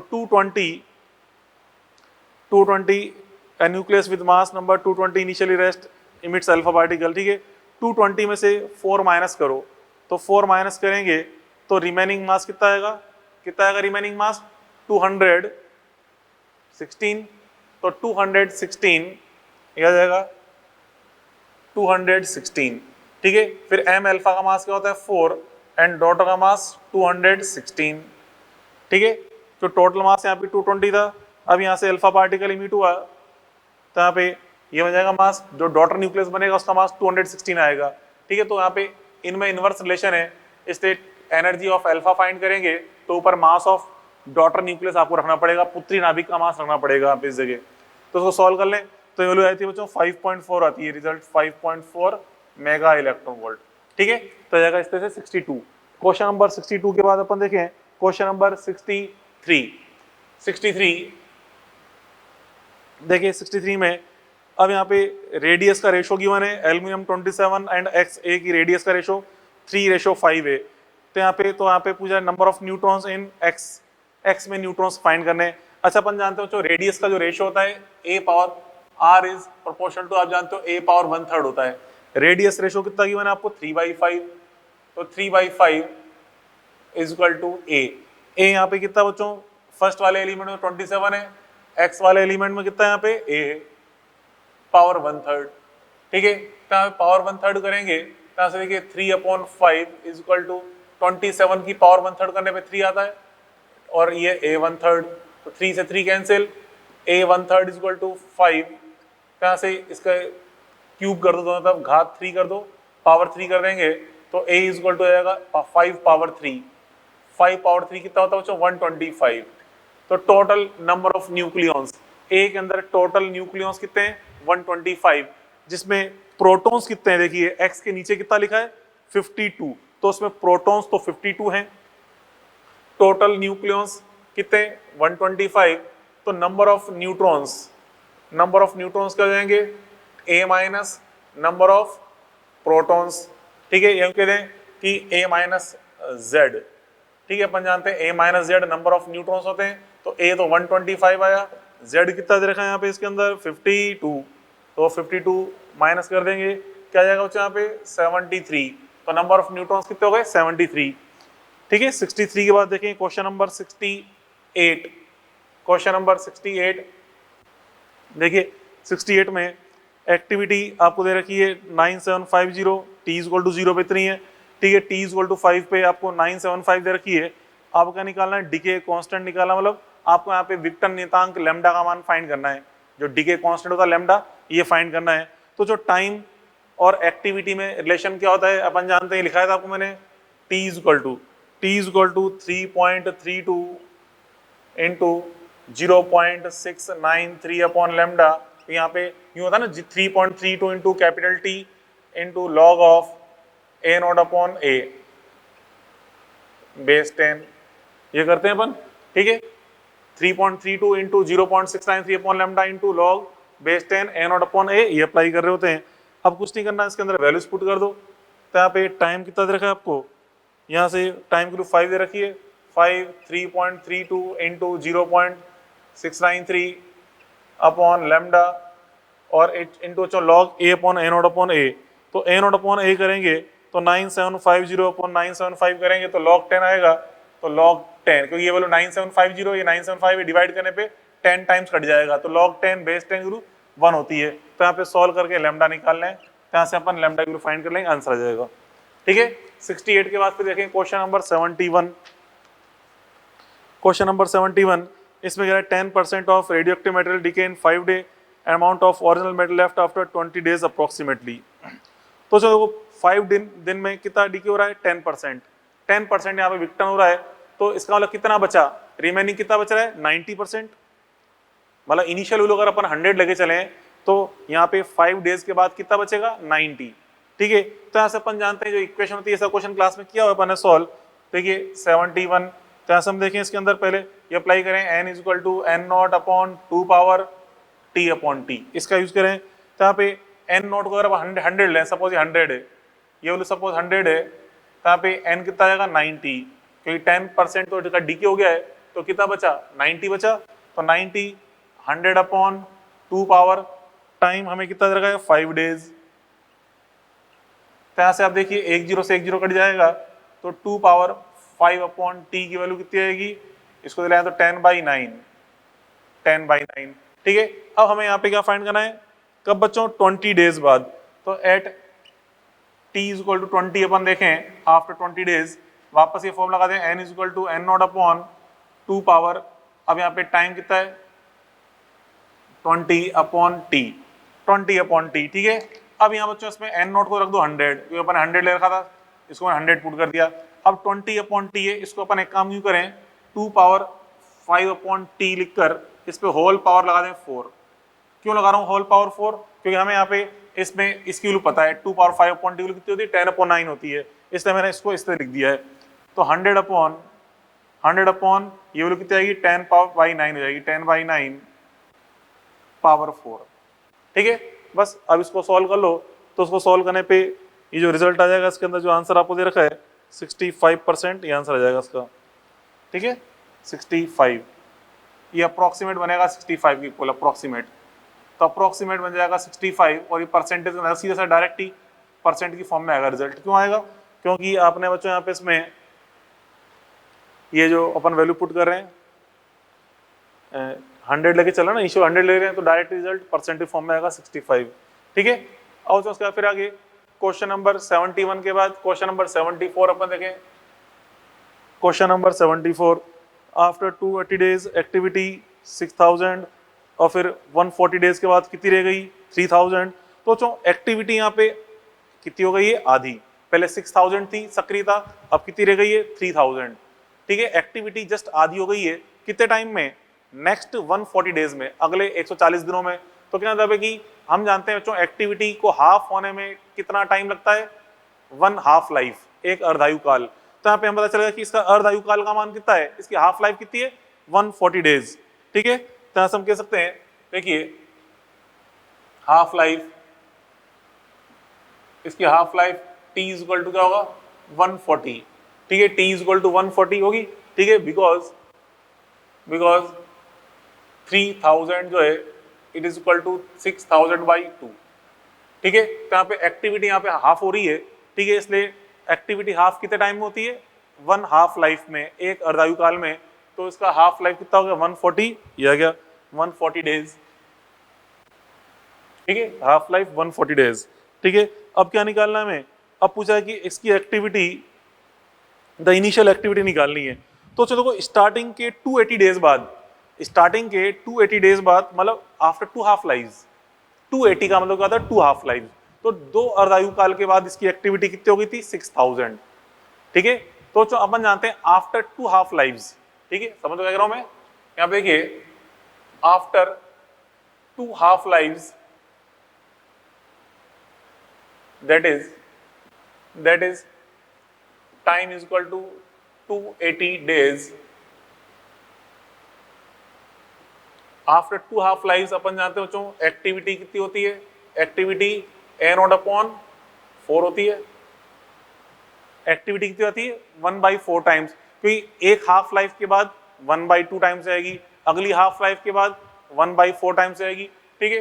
अब यहाँ पे एक्टिविटी आपको कितनी दे रखी है, एक्टिविटी 280 डेज के बाद कितनी रखी है 6000, ये वाली आपको दे रखी है 6000 और डिवाइड बाय 4 है, तो यहाँ से ए नॉट कितना जाएगा, यहाँ से ए नॉट इसको मल्टीप्लाई कर देंगे तो 24000 क्या जाएगा रिजल्ट, ठीक है। 74 के बाद देखें फिर 76, क्वेश्चन नंबर 76 में radioactive sample uranium 238 decay PB through process for half life is 4.5 × 10⁹, ratio of number of nuclei of PB after a time this year. तो चलो देखो यहाँ पे रेडियो एक्टिव सैंपल यूरेनियम जो है पीवी के अंदर डिके हो रहा है, उसकी हाफ लाइफ दे रखी है 4.5 इंटू 10⁻9 ईयर, ठीक है। और PB to uranium after time this ये हमें फाइंड करना है।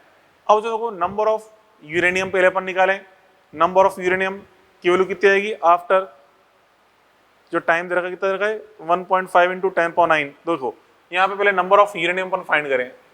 नंबर ऑफ यूरेनियम कितना आएगा, नंबर ऑफ यूरेनियम अपन जानते हैं n0 upon 2 power t upon t होता है, 2 power time upon capital T। तब बच्चों n0 upon 2 power time, time तो हमें जो गिवन है कितना गिवन है 1.5 इंटू 10⁻9 गिवन है time, 1.5 into 10⁻9 and half life कितना गिवन है बच्चों, हाफ लाइफ गिवन है 4.5 इंटू 10⁻9। तो ये वैल्यू क्या जाएगी n0 अपॉन 2 पावर 1/3। और यहाँ पे 2 पावर 1/3 की वैल्यू आपको कितनी गिवन है, क्वेश्चन 1.26, 1.26 से डिवाइड कर दो तो आता है 0.79 n0। यहाँ पे यूरेनियम के जो एलिमेंट्स हैं वो कितने बचेंगे 0.79 टाइम्स ऑफ n0, ठीक है। और ये किस में कन्वर्ट हो गए बच्चों, यहाँ जो डिके हुआ है, यहाँ जो विक्टन हुआ है वो किस में कन्वर्ट हो रहे हैं, लेड के अंदर, पीबी के अंदर। तो इसलिए बच्चों यहाँ पे नंबर ऑफ पीबी की वैल्यू क्या जाएगी, इस n0 में से अपन माइनस कर देंगे यूरेनियम को, तो यहाँ पे n0 माइनस 0.79 n0 करो तो उसको सब्ट्रैक्ट करने पर यह जाएगा बच्चों 0.21 n0, ठीक है। 0.21 n0 आ गया पीबी। अब हमसे किसका रेशियो पूछा है, इसने पूछा है npb upon number of uranium. तो npb कितना है 0.21 n0, n यूरेनियम कितना है ये रहा 0.79 n0। तो उसको डिवाइड कर दो तो डिवाइड करने पे 0.26 आ जाएगा, ये 0.26 जो कि सेकंड ऑप्शन है, ठीक है। उसके बाद फिर क्वेश्चन नंबर 77 अपन देखें। क्वेश्चन नंबर 77, अब यहाँ पे सब्सटेंस की हाफ लाइफ एवरेज लाइफ दे रखी है। एक सब्सटेंस है जो अल्फा एमीटर भी है बीटा एमीटर भी है, इनकी आपको एवरेज लाइफ मीन लाइफ दे रखी है, ठीक है। तो अगर अपन नेट मीन लाइफ निकालें, नेट मीन लाइफ इसकी माध्य आयु, नेट माध्य आयु क्या जाएगी इसकी बच्चों मीन लाइफ, ये जाएगी मल्टीप्लाई अपॉन सम कर दें 1620 इंटू 405 अपॉन 1620 प्लस 405, ठीक है। तो इसको सॉल्व कर लोगे तो ये वैल्यू आता है 324 ईयर, ठीक है। अब बच्चों अगर मैं इसकी निकालूं हाफ लाइफ, अपन जानते हैं हाफ लाइफ की वैल्यू क्या होती है, ये होती है 0.693 इंटू TM, ये लिखा चुका आपको फॉर्मूला में और हम समझाया था क्लास के अंदर कि अगर आप पहले मीन लाइफ फाइंड करके अपन इससे हाफ लाइफ कैसे निकाल सकते हैं, इससे मल्टीप्लाई करके, ठीक है। तो 0.693 को आप 324 से मल्टीप्लाई करेंगे तो ये अप्रोक्सीमेट आता है 224.5 ये बनता है रिजल्ट 224.5 ईयर, ठीक है। अब बच्चों यहाँ पे आपसे कह रहा है कि फाइनली इसकी वैल्यू क्या हो जाएगी 1/4 टाइम्स। तो 1/4 टाइम्स कब होती है, आफ्टर 2 हाफ लाइफ। अपन जानते हैं 2 अर्धायु काल के बाद वैल्यू 1/4 गुना होती है, ठीक है। आफ्टर 2 हाफ लाइफ वैल्यू क्या होती है 1/4 टाइम्स। तो वैल्यू 1/4 टाइम्स आती है, ठीक है। तो यहाँ पे टाइम इक्वल टू क्या जाएगा, तो आपको गिवन है बच्चों n0/4 गिवन है, ठीक है। तो इससे अपन समझ जाएंगे टाइम कितना होगा इसका, ट्वाइस ऑफ हाफ लाइफ के बराबर, 2 हाफ लाइफ के बराबर होगा। तो 2 हाफ लाइफ करेंगे तो 2 इंटू 2 टू 4.5 करिए, कितना आता है मल्टीप्लाई करने पे 445 ईयर। तो इसका आंसर आ जाएगा 445 ईयर, ये आ जाएगा इसका रिजल्ट, ठीक है। सॉरी 449 ईयर, 449 ईयर ये आ जाएगा रिजल्ट 77। उसके बाद फिर देखें क्वेश्चन नंबर 78। तो क्वेश्चन नंबर 78 देखिए क्या कहना चाहता है, रेडियोएक्टिव न्यूक्लियस अल्फा एमिशन हो रहा है जिससे ये एक स्टेबल एलिमेंट की फॉर्म में बदल रहा है, ठीक है। अब यहाँ पे इसमें velocity of daughter nucleus is v, में जो पुत्री नाभिक है उसकी वेलोसिटी कितनी बन रही है v। तो आपको बताना है कि अल्फा पार्टिकल के लिए वेलोसिटी क्या आएगी, नहीं अल्फा पार्टिकल की वेलोसिटी आपको गिवन है v, आपको डॉटर न्यूक्लियस की वेलोसिटी मान लो सपोज v1 है वो फाइंड करनी है। तो चलो इस टाइप से यहाँ से अल्फा पार्टिकल का मास कितना होता है 4, इसकी वेलोसिटी इधर v दे रखी है, तो यहाँ पे जो रिमेनिंग मास आएगा कितना आएगा a-4 आएगा, a-4 इसकी वेलोसिटी तो क्या आएगी v1, ठीक है। क्योंकि फिर अपन जानते हैं यहाँ पे क्या होता है मोमेंटम कंजर्वेशन, जैसे अपन जानते हैं जो गन से बुलेट इमिट हुई तो गन अपोजिट डायरेक्शन में रिकॉइल्ड होती है, अपोजिट डायरेक्शन में प्रतिक्षिप्त होती है, तो दोनों के मोमेंटम क्या होते हैं सेम, ठीक है। तो यहाँ पे अगर है मोमेंटम कंजर्वेशन, ठीक है, मोमेंटम मतलब संवेग p alpha is equal to p daughter, ठीक है, p alpha is equal to p daughter. तो यहाँ बच्चों अल्फा पार्टिकल के लिए मोमेंटम कितना होगा mass into velocity means 4 into v, ठीक है, डॉटर लिखा जाएगा a-4 इंटू v1, ठीक है। तो यहाँ से v1 फाइंड करें तो v1 is equal to 4v upon a-4, ये आ जाएगा इसका आंसर 4v अपॉन a-4, मतलब फर्स्ट आंसर आएगा 78 का। उसका देखें क्वेश्चन नंबर फिर 80, क्वेश्चन नंबर 80, ठीक है। तो 80 में आपसे कह रहा है there are n numbers of radioactive nuclei in a sample, ठीक है, अंडरगोस बीटा डीके, उनका फिर बीटा डीके होता है, पर टोटल एक्टिव न्यूक्लियाई कितने बच्चों, टोटल n एक्टिव न्यूक्लियाई, इसको हम n नॉट बोलते हैं ना, उसकी वैल्यू आपको स्मॉल n दे रखी है। If from sample n dash numbers beta particles are emitted every 2 second, मतलब एवरी 2 सेकंड में n डैश पार्टिकल इमिट हो रहे हैं, तो 1 सेकंड में कितने पार्टिकल इमिट हो रहे हैं n डैश बाई 2, पर सेकंड बीटा पार्टिकल कितने इमिट हुए n डैश बाई 2। तो हम जानते हैं बच्चों पर सेकंड जितना डिसइंटीग्रेशन होता है और जितना विघटन होता है वही किसको शो करता है, एक्टिविटी को, सक्रियता को। तो यहाँ हम देखते हैं इसकी एक्टिविटी कितनी है, एक्टिविटी इज इक्वल टू क्या होती है डिसइंटीग्रेशन पर सेकंड, ठीक है, disintegration per second, disintegration per second, ठीक है। एक सेकंड में विघटनों की संख्या डिसइंटीग्रेशंस के नंबर्स, डिसइंटीग्रेशन पर सेकंड। तो चो activity A is equal to disintegration per second, तो एक सेकंड में कितना हो रहा है बच्चों, 2 सेकंड में कितने हो रहे हैं बच्चों यहाँ पे n डैश, तो 1 सेकंड में क्या होंगे n डैश बाई 2, तो A आपको कितना गिवन है a डैश बाई 2 गिवन है। आप जानते हो एक्टिविटी का फॉर्मूला क्या होता है, क्या होता है बच्चों एक्टिविटी का फॉर्मूला, अपन जानते हैं एक्टिविटी होता है A is equal to 0.693 upon lambda, 0.693 upon t into n, ठीक है, क्योंकि स्टार्टिंग में n को उसने m बोली है, तो चलो a, अब a को रख दो n डैश बाई 2, ये कहां से आया बच्चों लैम्डा इंटू n करके, a is equal to lambda into n, तो लैम्डा यही सही और ये n है, ठीक है। अब यहाँ पे इसमें 0.693 अपॉन t इंटू n, तरह से आपसे कह रहा है half life of nucleus T find करना है, तो टी इज इक्वल टू क्या जाएगा, इसको तो मल्टीप्लाई कर देंगे तो 0.693 into 2n upon n dash, ये जाएगा रिजल्ट, ठीक है। तो क्वेश्चन नंबर 80 अपन ने सॉल्व कर लिया, ठीक है। तो चलो यहाँ तक तो ये stage number third, stage number second complete हो गई, ठीक है। चलो अब आगे देखते हैं स्टेज नंबर थर्ड। तो जो आज के लिए इतना वो थे, स्टेज नंबर 3 अपन कल सॉल्व करेंगे, ठीक है। चलो कल मिलते हैं, ओके गुड बाय।